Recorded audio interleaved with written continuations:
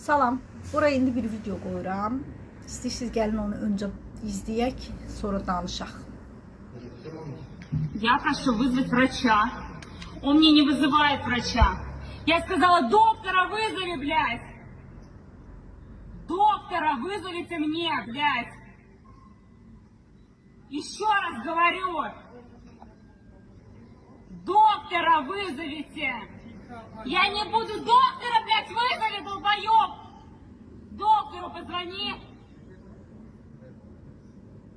Звони доктору. Я тебе еще раз говорю, долбоёб сраный, блядь. Ему похуй. Окей. Deməli, bu izlədiyiniz video bəzi mənbələr Türkiyədə olub deyir, bəzi mənbələr Azərbaycan olaraq paylaşıb. Rus dilində içində xeyli sayda da çox iyrənc söyüşlər var. Buna görə hamıdan üzr istəyirəm.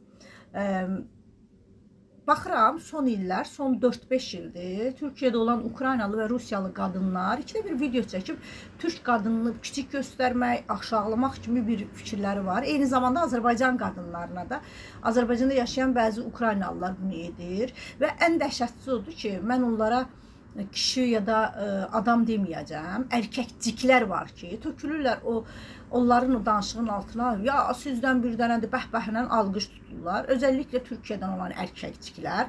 Tabi bilmirlər ki, bunlara sosyal medyada harasından keçsinlər. Və mən bir neçəsində də gelip yazıp demiştim ki, arkadaşlar, valla mən söyüşü ilk bunlardan eşitmiştim. Qadının söyüş söyməyin. Mən atanı evdən döyüb çölə atmağı bunlarda görmüşdüm. Kişinin aşağıdan gəlib əlində, bir əlində belə içki butulkası, aşağıdan yuxarı veran var yoxuna söyməsini bunlarda görmüşəm. Yəni mən bunlardan o mədəniyyət film biz təəccüblənirdik. Türkiye'de de gələndən sonra qadınların, erkəklərin bir-birinə söyüş söyərkən deyirdim ki, daha Sovetlərdən sonra buraya gələn Ruslarla Ukraynalılar sizi də pozdu. Hətta bəzilərinin daşı deyirlər ki, valla biz 90-cı illərə qədər bizdə bir küfür yox idi. Deyirdim ki, ya bizim Azərbaycanlılara bunu edə bilmədilər əsarətdə sağ, amma sizi gəlib yataqda sevişə-sevişə söyüşə öyrətdilər. Bu nədir?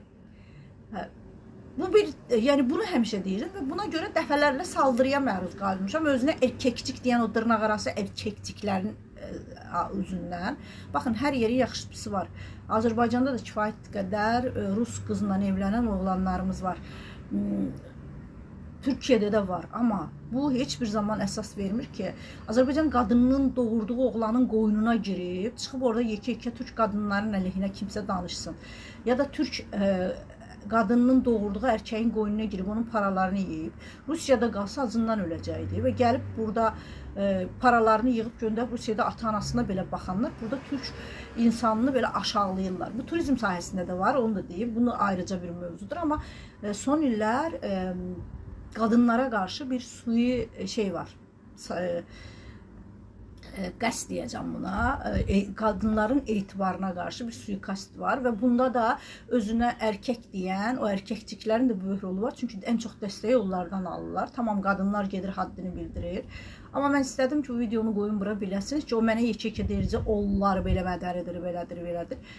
Hətta keçən həftə mən buna etiraz etdim. Gürcüstanda adını qoymuşlar Rus dilində danışdığı üçün Gürcü döyüb bunları. Yox, tam tərsinə aşağıda oteldə elə bax bu cür davrandıqları üçün o oteldə çalışan da yuxarı çıxıb bunları döyüb. Çünki yorumlardan belə oxudum və hansı ölkə olur olsun, hər ölkənin mərifətsizi, mədəniyyətsizi var. O yüzden de genelləmə yapmamanız üçün bunu paylaşıram ki, o genelləmə yapanlara da hoş, orada durun, həddinizi bilin deyə biləsiniz.